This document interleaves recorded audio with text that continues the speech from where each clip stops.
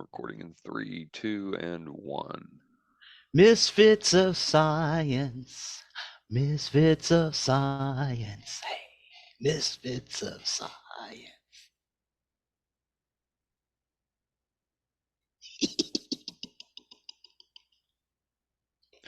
Welcome to episode 149 of Nerdery and Murdery. Big 149. I'm Zig with your nerdery. And I'm Jeffrey with your Murdery. Welcome to another week of the highs and lows, the ups and downs, the good and the bad, and the nerd and the murd. What's going on with you? But still getting stuff moved around. I basically set up a little recording area in the it's the laundry room slash little work room. Mm-hmm. So it's kind of nice. I got a nice big screen so I could see your lovely face. Cool. Cool. Well, I'm really excited because as the time we're recording this at any rate, Fallout dropped on Amazon Prime. I haven't watched it yet. I binged it yesterday. Is it good? It's really good. Okay, because I'm Really really, good. really looking forward to watching it. I love Walt Goggins. Oh, Walt Uh, Goggins is great. I had seen, I can't remember if it was on Cinema Blend or Screen Rant, maybe CBR. I can't remember. One of those sites gave a pretty bad review of it, so I was a little concerned. But I'm going to watch it anyway. Fallout is one of my favorite franchises. Everything except Fallout 76. I didn't like Fallout 76 at all, but 1, 2, 3, and 4 are great. Excuse me. um, I will say this, that if you are an Amazon Prime member, you can get Fallout 3, 4, and 76 for free right now. Oh, because tie-in with the Yeah. series. That's kind of cool. Yeah. Also, uh, the side game Brotherhood of Steel and Fallout Las Vegas. You can get all those for free right now. So I think that's really cool. I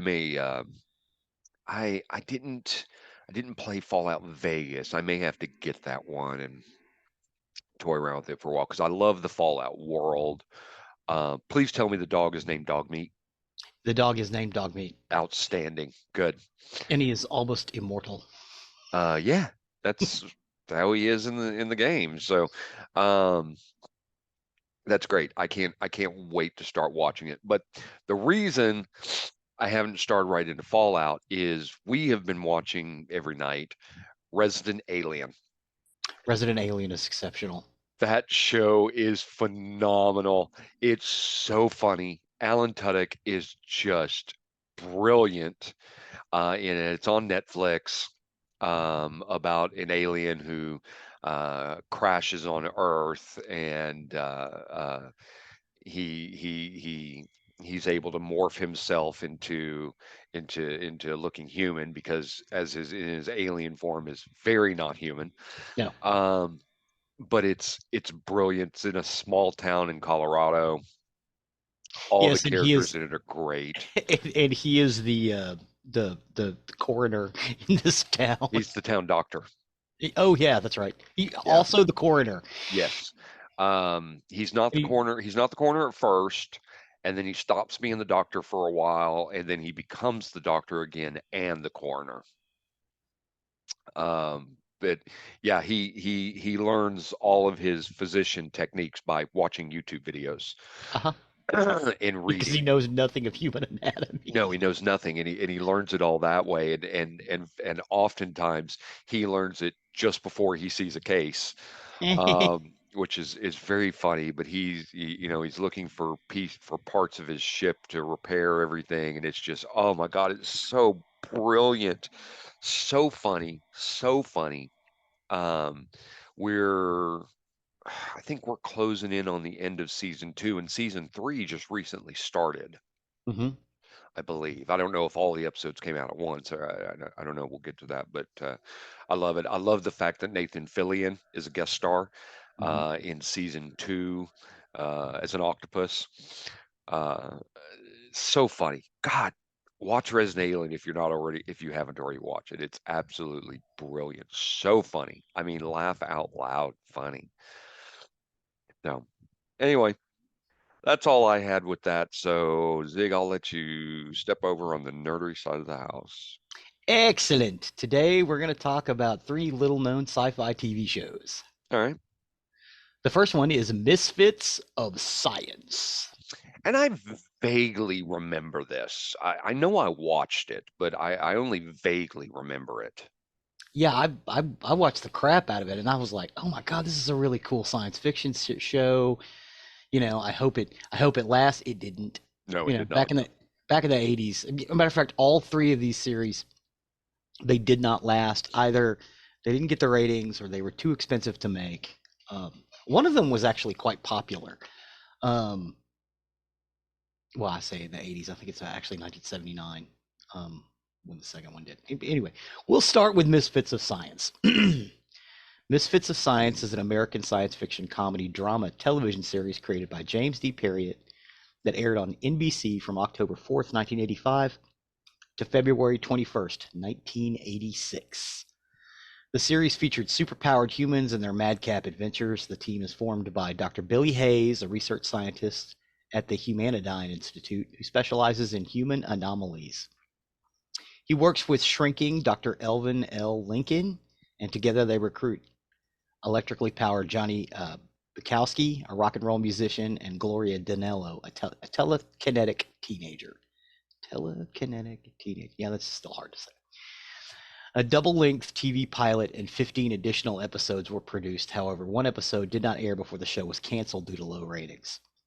The name Misfits of Science and other conceptual ideas were the brainchild of then president of the NBC Entertainment, Brandon Tartikoff.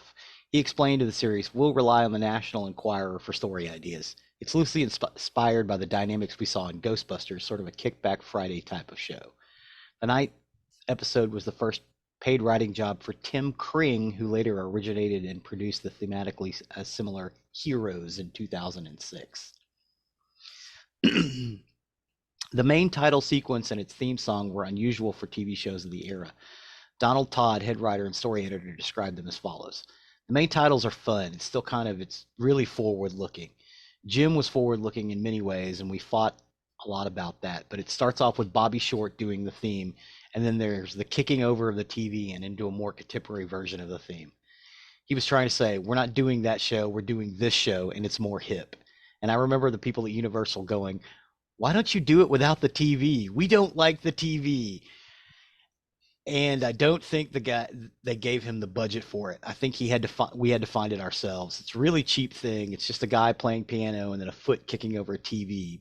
But it was really controversial because back then nobody did anything interesting in the main titles. You were showed the characters sliding into frame, but I remember this was pretty cool and Jim wrote it. The main We'll talk about some of the actors.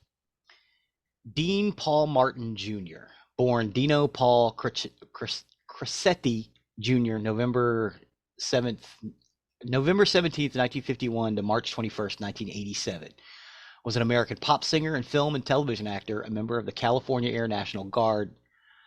Martin died in a crash during a military training flight. He was the son of the entertainer Dean Martin. He starred as Dr. Billy Hayes, the leader of the team, who has no superpowers. He is a young research scientist at the Humanityne Institute who specializes in human anomalies, and a fast-talking but good-hearted schemer full of boyish youth enthusiasm who often gets his team into as much trouble as he gets them out of. Although easily distracted whenever an attractive woman walks by, he's honestly interested in getting involved in a serious relationship with Jane Miller, even after she shows up pregnant by another man. Hey, real quick, I'm sorry. I hate to go back, but Humanityne Institute just reminded me. I want to go back to Fallout for a minute. Is the Okay. Institute a part of it at all? Yes. Okay, Yes. Yes. A little bit of everything you remember from Fallout is in there. perfect. Uh, um, it's messed up. Okay. Oh, well, It's yeah, really messed up. the Institute is messed up. Yeah. Okay. All right, continue. Kevin Peter Hall was an American actor, and Hall stood 7 foot 2 inches tall and frequently played monster characters during his career. He was original title character in the science fiction Predator franchise, appearing in the first 1987 film and its 1990 sequel. Hall also portrayed the eponymous Harry in the fantasy comedy film Harry and the Hendersons, a role he reprised for the first season of NBC's television adaptation in 1990 and 1991. His human roles included Dr. Elvin L. Lincoln on the NBC science fiction series Misfits of Science. Um, so Dr. L. Lincoln, Billy's colleague and close friend, has the ability to shrink for minutes at a time from his height of 7'4" to 11 inches via hormonal treatments, which he activates by pressing a nerve on the back of his neck. A recurring joke after such transformations is he always had to put on the tiny change of clothes he carried for him because of his small size. The character is shy and struggles socially, and despite being so tall, he is a very bad basketball player. That's why he wanted to shrink down, because he got tired of people asking him to play basketball because he doesn't like it. Uh, you also had Mark Thomas Miller as Johnny B, or John Bukowski, a rock and roll musician who electrically shocked on stage and resulted in distributing electrical powers. He continually drains any electrically charged items in his surroundings, forcing him to live in isolation. He wears sunglasses because his eyes glow when he is fully charged. He can throw lightning bolts forcefully and run at superhuman speed, easily outracing in one episode a parody of the $6 Million Man. But he is vulnerable to water, which short circuits him and burns his skin. He is also a big Chuck Berry fan. Courtney Cox as Gloria Dinalo, a troubled telekinetic teenager with a history of juvenile delinquency and a mother in a mental institution who claims Gloria's father is from outer space. She has a crush on Johnny, and Gloria can only use her telekinetic powers on things that she can see. So if she can't see it, she can't move it, which is kind of plays as a foil. We also had Diane Savita as Miss Nance, the scientist's secretary. Although she usually seems more interested in doing her nails, going on her coffee break, and watching her soap opera, she's actually the one who keeps their department running, and is always there at the end of the series to turn off the lights and say goodnight to the rabbits in their cages. Jennifer Holmes is Jane Miller, Gloria's probation officer. Although attracted to Billy, she is often put off by his eccentric behavior. Her character appears only in the earlier episodes and disappears after the first 7 episodes, although Holmes is still in the opening credits through episode 12.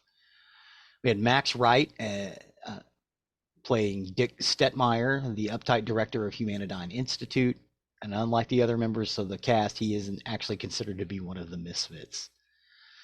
We had Mickey Jones as Arnold Beef, Iceman Beefinator, who got his powers to freeze anything he touched by placing himself in an experimental cryogenic cold storage unit back in the year 1937 due to grief caused by the loss of his beloved Amelia Earhart. The team drives around in an ice cream truck because the lumbering and now rather simple-minded Iceman dies if he gets too warm. So they keep him in a freezer. Beef only appears in the pilot episode due to a legal objection from Marvel Comics, who published a similarly named character in X-Men, but the characters continued to use the ice cream truck forever afterwards. Misfits of Science. So you do remember this show? Oh, very much so. Yeah. This one was, and I've got the first 3 episodes in our playlist. If you want to go back and check it out. Um, they're right. That whole thing where on the TV you see this guy playing piano and singing the Misfits of Science, and then a pair a pair of Converse clad feet kick the TV off the little stand it's on, and then they go into the rock and roll promo with the ice cream truck running at 90 miles an hour. This show is great. Again, it didn't do real well at the in the ratings. I'm not sure what it was up against, but I think they had something with this one. It was really sweet, but it was also weird, and all the characters were just kind of quirky, and um, and Courtney Cox went on to fame and fortune. Right. A few years later. Wow, about 10 years later. Well, she did. I think she did Family Ties first, and then she did a couple of other shows that didn't get picked up or didn't last a season, and then she ended up doing Friends in '94. Or was it '95? '95. We've had Uh, this conversation.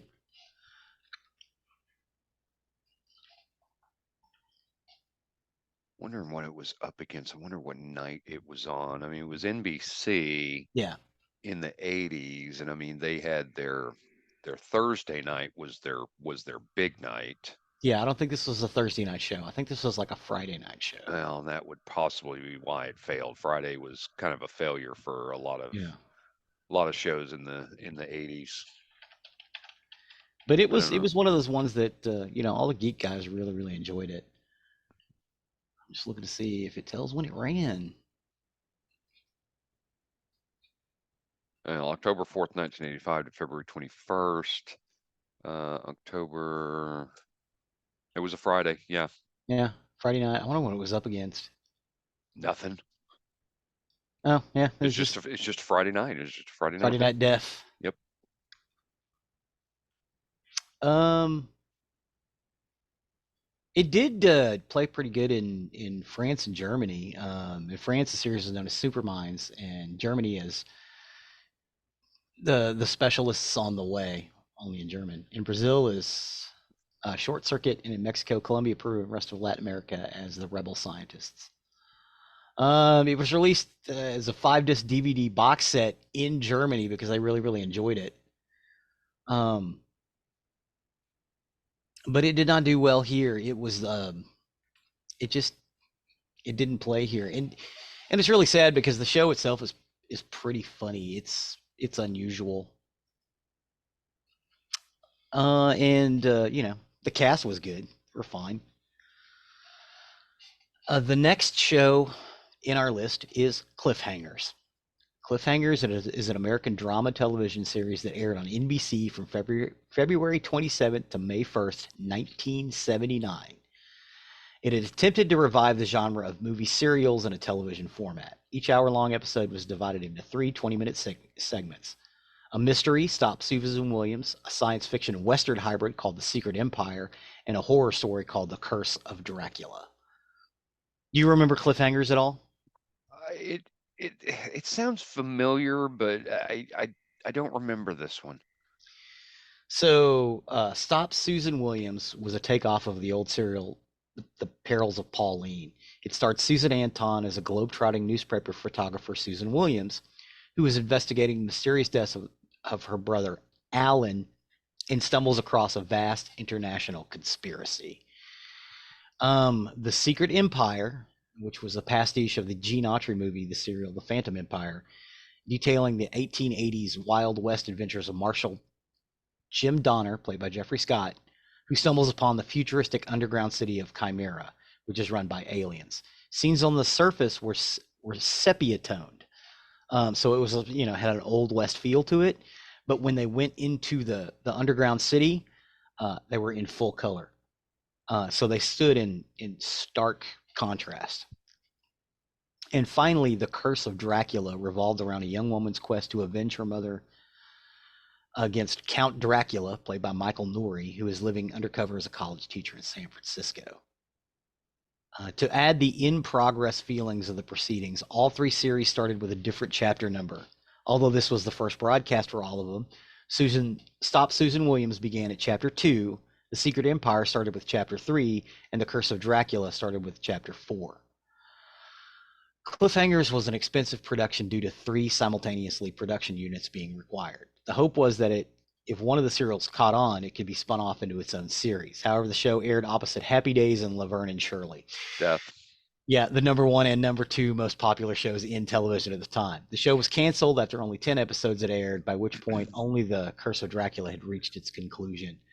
However, one unaired episode, which did air overseas, featured the 2 concluding chapters of The Secret Empire as well as the final part of Stop Susan Williams.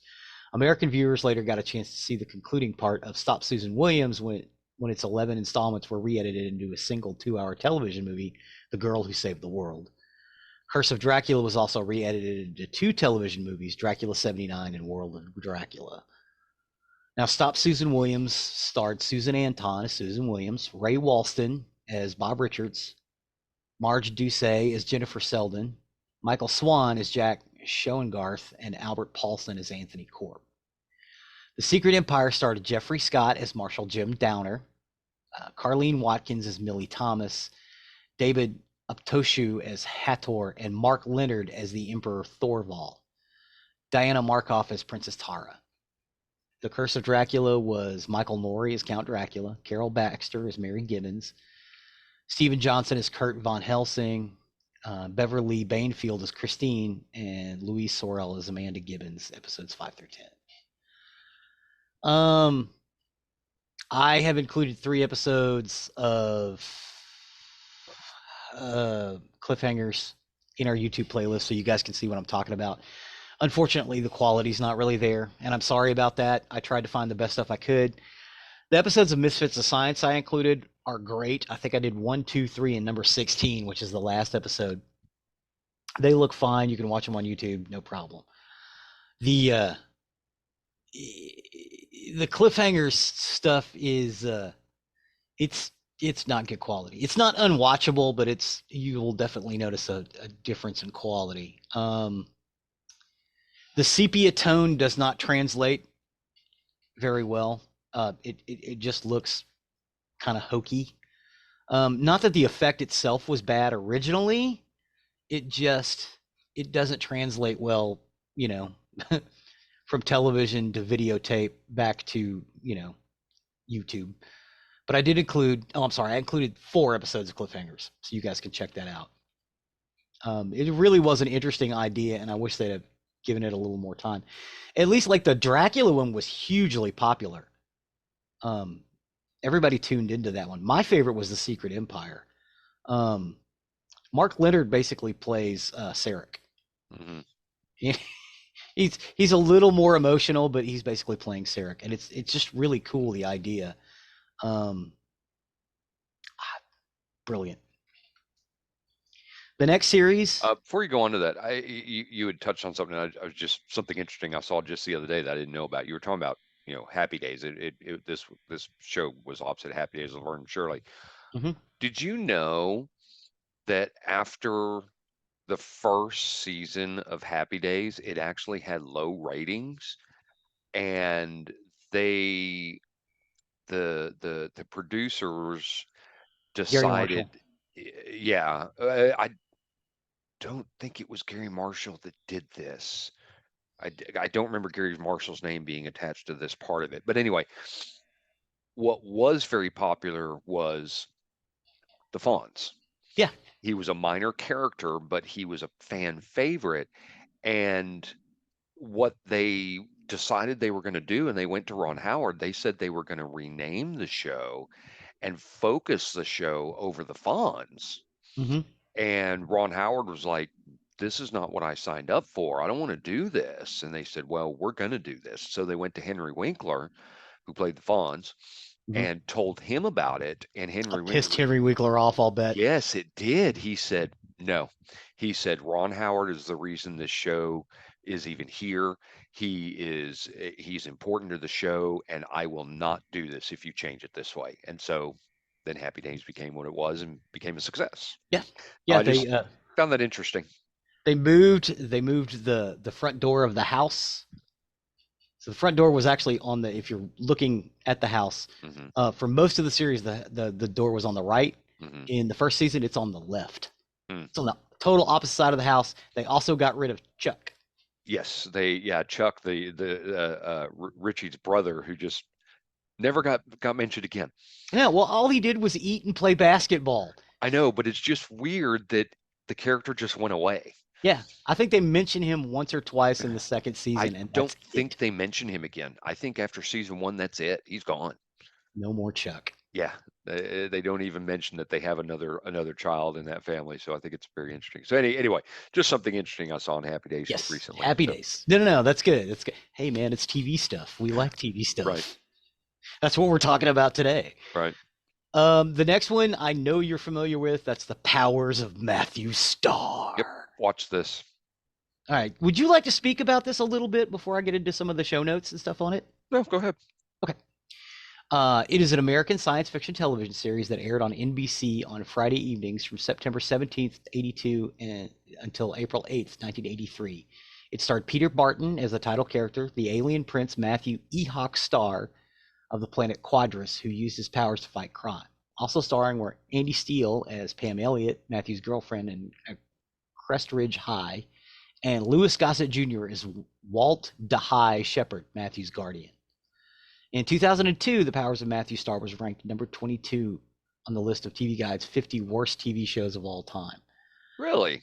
Yeah, on June 7th, 2020, the program began airing in syndication on Sunday mornings at 6 a.m. as part of the MeTV Super Sci-Fi Saturday Night Block. I think it's still on. You can watch episodes of Matthew Star early on Sunday morning on MeTV. Hmm. And they've cleaned it up. Some of the episodes I've got in our YouTube playlist, and I just put the pilot on there. Mm-hmm. Um, it's I think I know why people didn't like it. Um,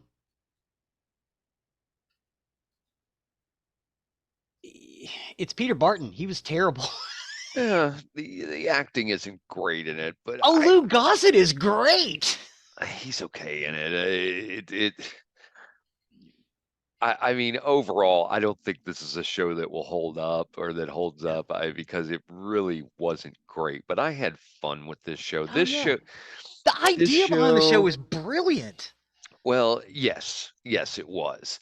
Um, I mean, there's when I think of the Powers of Matthew Starr, there's another series I think about which is actually much better and didn't get enough. It wasn't on the air for very long, and it should have. The Greatest American Hero. Oh god, yeah. Because that one is phenomenal. They're talking about a reboot of that too. Yeah. Well, they tried to bring it back in the late '80s, early '90s with the Greatest American Heroine. Mm-hmm. I Mm-hmm. should go out and see that where he basically gives the suit up to a lady, Yeah. and she's just as clueless on how to use it as he was. Yeah. Um, but yeah, the show was created by Stephen E. D'Souza and developed by Daniel Wilson, Harv Bennett, Robert Earl, and Alan Balter. Wilson, Bennett, and Bruce Lansbury were the executive producers. Star Trek actors worked behind the scenes in a few episodes. Leonard Nimoy directed the episode Triangle, and Walter Koenig wrote the episode Mother.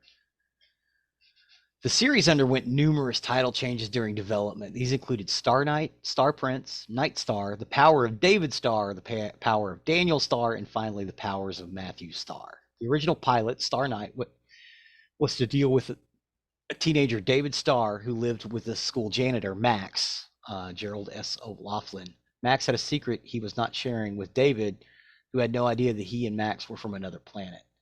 And his powers began to surface. David started to understand who he was.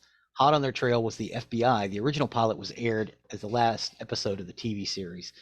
As an example of one of the late title changes of the series, the Canadian issue of TV Guide's 1981 fall preview issue listed it as The Powers of Daniel Starr with a full page photo and paragraphs, whereas US versions gave it the series a half page blurb with the correct title, The Powers of Matthew Starr. To add to the confusion, the actual write-up in the Canadian issue correctly referred to Matthew Starr, meaning they did get the memo for the latest name change, but failed to update the header on top of the page. The program, originally slated to debut with the 1981's fall season with the new title and storyline, was delayed when the November 12th, 1981, Peter Barton fell backward onto pyrotechnics and was badly burned. While co-star Louis Gossett Jr., tied to a chair, had fallen on top of Barton but managed to rescue him. After a month in the hospital, Barton was released, recovering at home, while the show's production was shut down for 4 months. The series resumed shooting in early March of 1982. The series was canceled after one season. The first half of the series run dealt with Matthew Starr attending Crestridge High School and trying to survive his teenage years while dodging assassins, all under the watchful eye of his guardian, Walt Shepard, who stayed nearby as a science teacher at the school. Those in their lives who had no idea about the truth were Matthew's girlfriend, Pam Elliott, played by Amy Steele, his friend Bob Alexander, played by Chip Fry, and the merry principal, Mr. Heller, Michael Fairman. General Tucker, played by John Crawford, a U.S. Air Force officer specializing in extraterrestrial investigations, had tracked the two of them across the country as they evaded alien agents intent on exterminating them. From time to time, he enlisted their specialized aid in solving monumental problems. The first dozen episodes dealt with the daily troubles of high school students, although in the episode The Triangle, a chance trip to the Bermuda Triangle resulted in the discovery of a Quadrian messengers who told the pair that the king had been executed. Ehawk, or Matthew, was crowned the new king in a torchlit cave. In the episode Mother, a strange carnival gypsy is revealed to be Matthew's mother, Nadra, who had been traveling the galaxy and hiding from assassins. The reunion was bittersweet due to Nadra's health problems. She was forced to leave Crest Ridge for an undisclosed location at a higher elevation. Finally, in the Fugitive episode, Walt, trying to elude a nosy doctor, comes into contact with a substance in the hospital that causes him to have a deadly allergic reaction. At the same time, Matthew is being booked into jail and needs Walt to bail him out. At the last minute, Matthew manages to save Walt, as he's done many times throughout the series.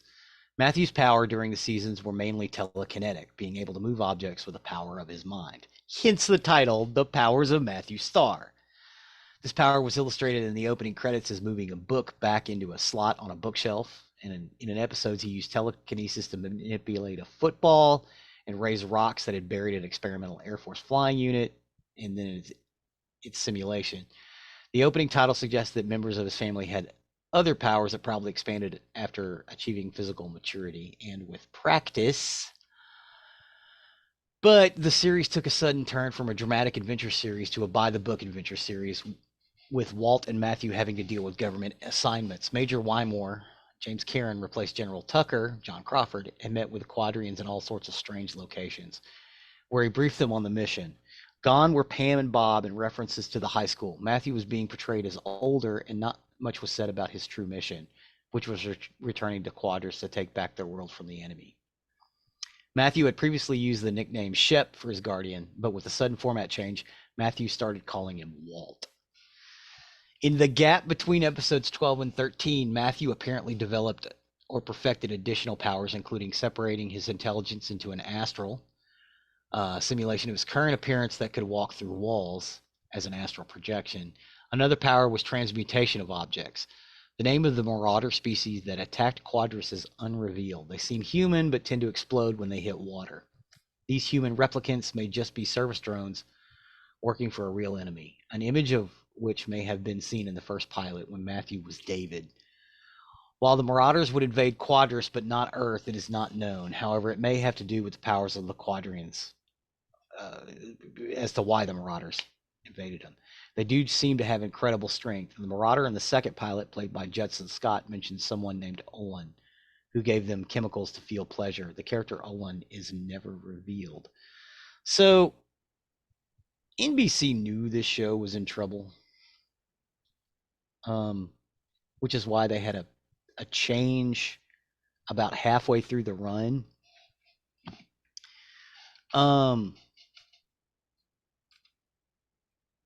And again, I think the biggest problem with the powers of Matthew Starr was the star.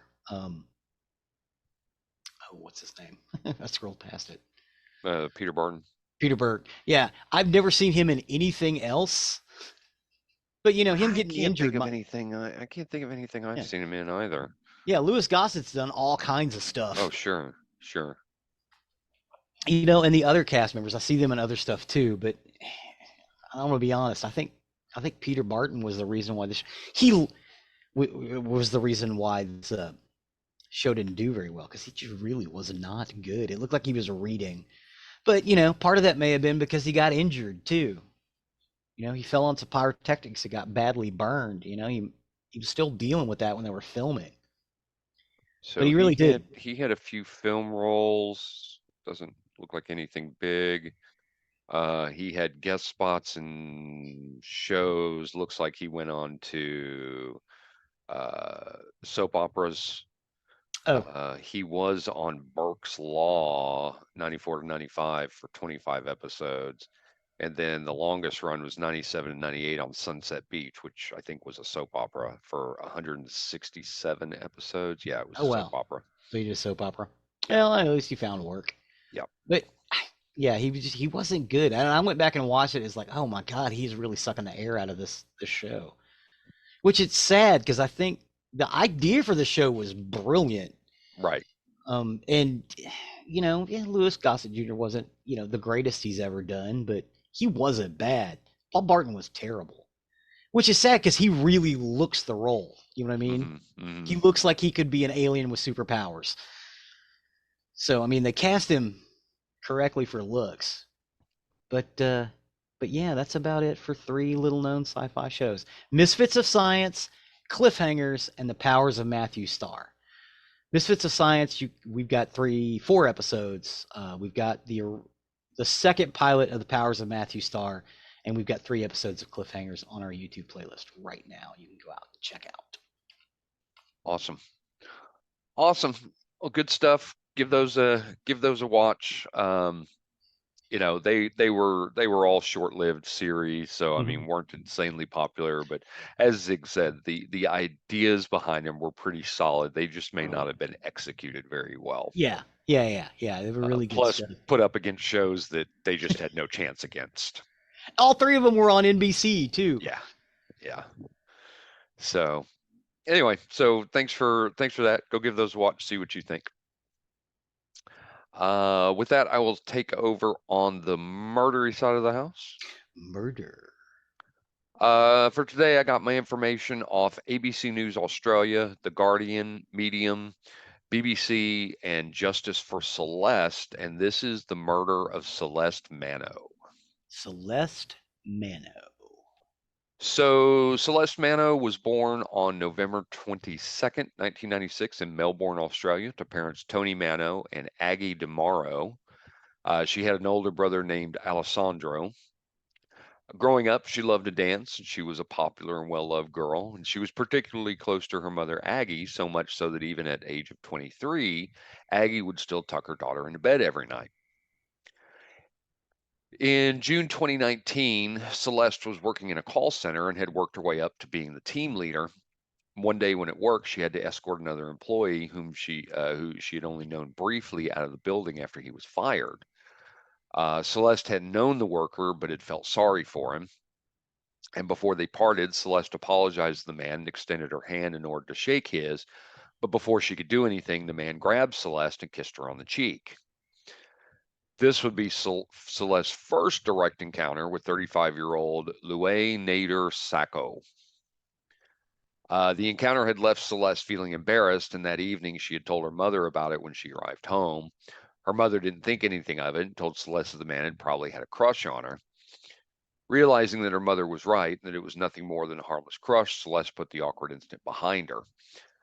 She had recently started dating Chris Risdale, who was a man who worked at the same call center as Celeste. Just days after Louis was fired, however, he contacted Celeste on Instagram. He wrote, quote, "I can't stop thinking about you. I can't get your eyes and gorgeous smile out of my head." This alarmed Celeste, and she once again confided in her mother. And from this point on, Louis' fixation with Celeste grew quickly as he bombarded her with more and more intimate messages. The next messages were, quote, "I've never felt this way about anyone in my entire life. I'm totally infatuated with you, captivated and fascinated by you. I'd give my life in the world to you just to be with you." Uh, Sounds a little bit like the guy we covered in Exclusive 18. Yes. If you want to hear that episode, patrons, become a patron. Yes, become a patron. Tell your friends. Celeste messaged him back politely, informing that Louis she did not reciprocate these feelings and asked him to leave her alone as she felt uncomfortable with his unwanted advances. But it seemed that her rejection only fueled him more. She had wrote to him, quote, "Stop contacting me as this is making me uncomfortable. Please respect my wishes and stops." Despite her pleas to Louis, his messages were constant, and as time passed, they began to get more nasty. In one message, he wrote, quote, "I love you with all my heart, so forgive me when I say this, but you're lame." Celeste then blocked Louis' accounts, but no sooner had she done so, he would create more profiles to harass her. The stalking was becoming relentless, and Celeste decided to no longer plead with Louis and instead began to ignore his messages, which made things worse as Louis' desperation grew. In one lengthy message to Celeste, he had become angry, claiming that she turned out to be, quote, "no different to the majority of women," and that he would, quote, "devote every ounce of energy to proving to the world that he was somebody." Hmm. He vowed, however, to no longer contact her, but unfortunately, he would not keep this promise. The full message of what he said was, quote, I'm so infatuated with you, it's now become unhealthy. I know my words don't help me. I'm sorry for coming on strong, Celeste. I'm just another rival for your affection. I'm truly sorry for making you feel uncomfortable. I really just wanted to speak with you, and I honestly thought you were ignoring me. My impression of you has changed. You're no different to the majority of women. I'll remember you in this lesson for all life, and I will devote every ounce of energy I have to climbing up and proving to the world that I'm somebody. This is my promise to you and my final contact with you. Huh. That sounds ominous. Celeste's boyfriend Chris has since this spoken about the pain of watching the effect of the harassment had on Celeste. He said that she was frightened and couldn't eat or sleep due to the relentless stalking. Her mother Aggie expressed concerns to her daughter that he might find out where she lived, but Celeste quickly shut down her mother's concerns and stated that he would soon get bored and stop when he accepted she was not interested. But sadly, he would not, and this was only a brief glimpse into the horror of what was to come. After 6 months, Celeste and Aggie finally decided enough was enough, and they headed down to their local police station to file a report. But the police told the women that Louis had not committed a crime, therefore there was nothing that could be done. The officer they spoke to turned to Celeste and told her, quote, just ignore him. And after telling the police officer that this is what she had already done, the officer responded with, quote, well, that's just social media these days. If you don't like it, get off social media. Um, so being turned away from the police, Celeste felt even more helpless and vulnerable. The police were unwilling to assist and hadn't done so much as taken Louis's name. Over the next 6 months, it would get worse. Louis was soon sighted outside of Celeste's workplace. He had now started following her and even figured out where she lived after having followed her home one night after work. And the Instagram messages he was now sending had become sexually explicit. He wrote, quote, have you ever had a beast pounce on you, Celeste? And quote, I want some fun. Celeste, if you had my body for a day, what would you do with me? And quote, a single girl like yourself is bound to be switching from one cunt to another, probably because deep down you know you're kinky, hence this makes you a slut. Celeste and her loved ones were now extremely worried about Louis and his intentions with her, and Celeste and Aggie once again went back to the police, but this time they had more success.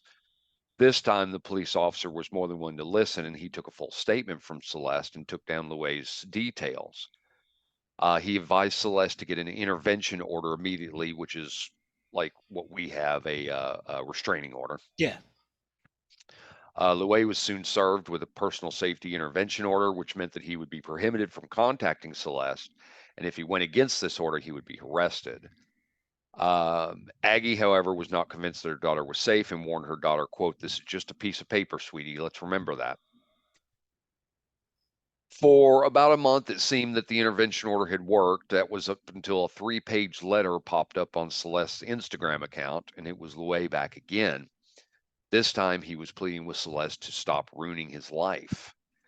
He wrote, quote, please see reason, Celeste. Please, Celeste. The ball is in your court. There's a desperation in my voice because I'm afraid. I'm afraid that my life is fast derailing and steering off track. Everything that I've worked for, improved on, suddenly seems to be fading away, but there's still time to undo this, Celeste. Please undo this. He proceeded on the letter to blame Celeste for the trouble he was in and taking no accountability for his own actions. He pleaded with Celeste, writing as if it was her fault for his own downward spiral. He continued, quote, only you can end this, Celeste. Please end this nonsense by withdrawing the order and stopping the charges against me for stalking and harassment. And if you make the right choice, Celeste, both of us can move on and we can finally have peace of mind. So, since Louis had breached the order, Celeste called the police and they Mm-hmm. reacted and they did arrest Louis. Yes. This was a moment of relief for Aggie and Celeste, and they thought that the nightmare ordeal was finally over. However, they were wrong because Louis's next move was to purchase a weapon. Meanwhile, Celeste finally began enjoying her life. She was carefree and not having to look over her shoulder for the first time in a year. She even enjoyed a date in the beautiful town of Fitzroy, Melbourne, at a rooftop bar with Christopher. And this was one of his favorite memories of the pair. Unknown to the loving couple at the time, this was one of the last places the pair would get to visit together. Their final photo together would show them both beaming at the camera on a glowing sunny day. And Celeste could not wait to post the image to her social media. However, this photo would trigger Louis, to commit his most horrific act yet.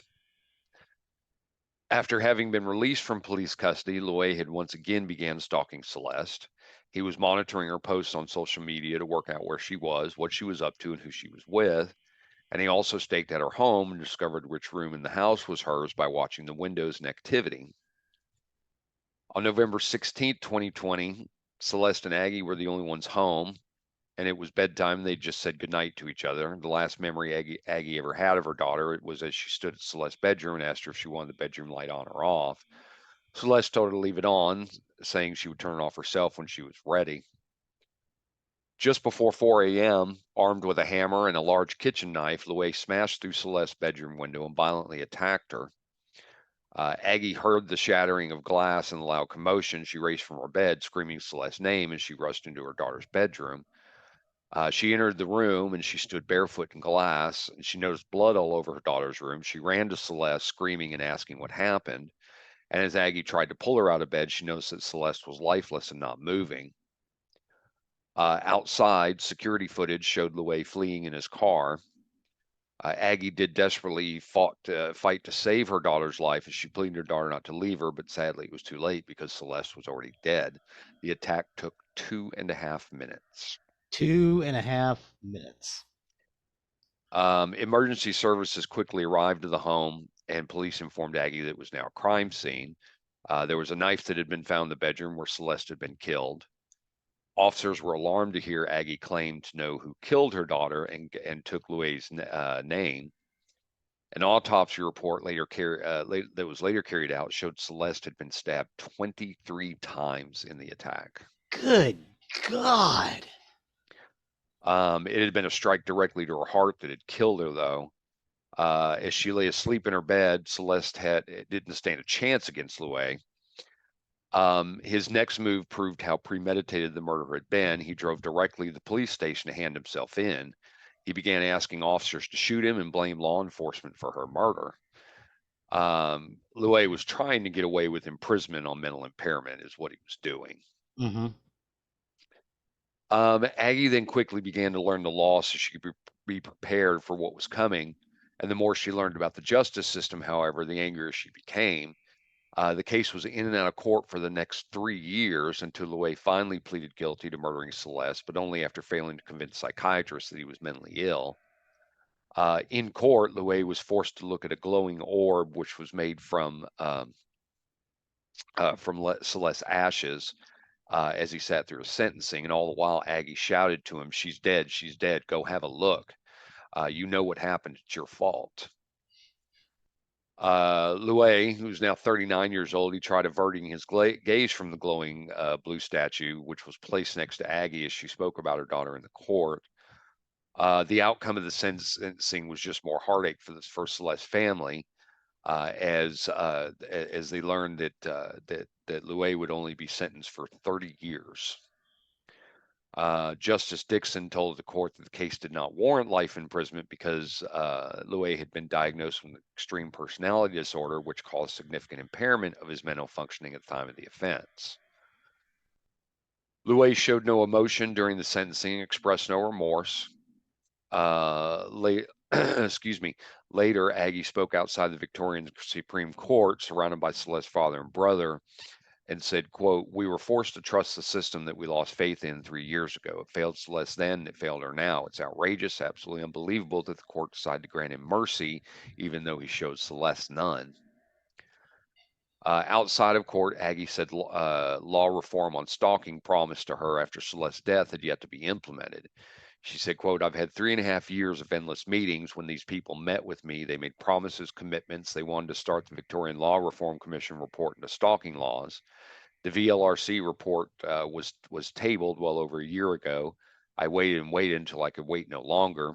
I basically realized that the door was shut and there were a lot of promises made, none of them honored." Her frustrations are still being felt today. On this year, on March 28th, prosecutors in the case decided not to appeal Louis' sentence or push him to be locked up for life. Aggie called the prosecutors pathetic and weak, and she felt pure disgust. She said she did not believe the family had any further legal avenues of appeal, but insisted she has not given up. Aggie does continue to fight for justice for her daughter to this day. You can read more about how you can help her with this fight by visiting the website Justice for Celeste, and the link will be in our show on our show notes for the website. So make sure to check that out. And that's the story of the murder of Celeste Manno. Well, thank you, sir. Um, I will say this: the police responded rather rapidly. Once the attack happened. Once the attack happened, but the initial police officer, once again, that's one that didn't do their job, didn't take Yeah, the case seriously. I yeah, mean, told her, if you don't like it, get off social media. yeah, This person was obviously stalking, yeah, and was, you know, in so many cases that we talk about, police don't react sooner to prevent something like this from happening, because this was a preventable crime. There were things that could be done, and when he broke the whatever they call the restraining order there. yeah. Uh, Damn it, now I got to find it. What Yeah, the the heck? Australian restraining order. Yeah, the Australian restraining order. I got to find it. I can't find it. The but anyway, yes, the Yeah, Australian restraining order. Um, when he broke it, he probably should have gone to jail for longer, and then he broke it again. I think yeah, there were some inactions from the police that could have prevented a tragedy here. So, yeah. oh, Because yeah, especially since he went through the window and 2.5 minutes later he was out, giving the mom just time enough to basically get woke up, yeah, get down the hall, and yeah, yeah, absolutely horrific. So, thanks for taking that journey with me. Appreciate it. thank you, sir. That takes us to the end of another recording week. As always, you can find more about our show on nerderyandrotary.com. That's our hub for everything we talk about. It has links to the episode, pictures from the episode, as well as a link to our YouTube page, which Zig so often updates. Yes, I would encourage everybody to go and look for Ep.149 in the YouTube page, so you can see what we're talking about. You can see Matthew Starr and Cliffhangers and Misfits of Science and Courtney. Courtney Cox. Yeah, Courtney Cox. Thank you, Courtney Cox. At like, well, I don't know. She looks like she's like 16. She's older than that, but she looks like a baby. Yeah, yeah, yeah. Please do go check that out. On our website, you can also find the link to our merchandise page, or if you wish to show off your nerdery and murdery fandom, please do consider purchasing something from our store. You can also find the link to our Patreon, where if you wish to become a patron and help donate with the costs of the show, our patron donations plus our merchandise does go to the cost to keep us on the air. There are costs that are associated with producing this show, doing the uploads, keeping our website going. So please do consider that. We appreciate each and every one of you. Please and thank you. And last but not least, please don't forget to leave a 5-star review wherever you can. It really helps us and helps others find our content that we may be talking about. And then stay tuned next week. We've got episode 150. It's going to be our wife swap episode where we swap roles. So make sure to stay tuned for that. So with Yep, yep. that, I have been Zig with your nerdery. and I'm Jeffrey with their murdering. Cue the music.